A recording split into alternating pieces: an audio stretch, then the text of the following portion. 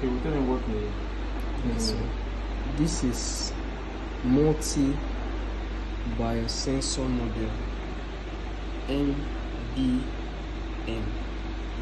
So this is a slot, or this is a box that houses this module.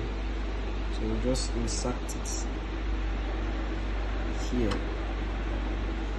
Okay. Then following the instruction, now push it in.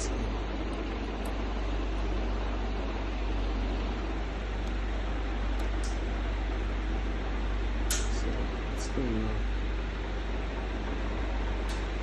Pack. Okay, this is the reagent pack. Okay, so we have to slot it into the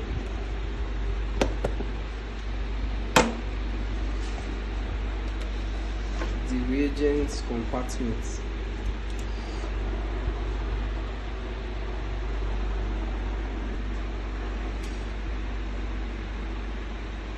Okay, so we slot this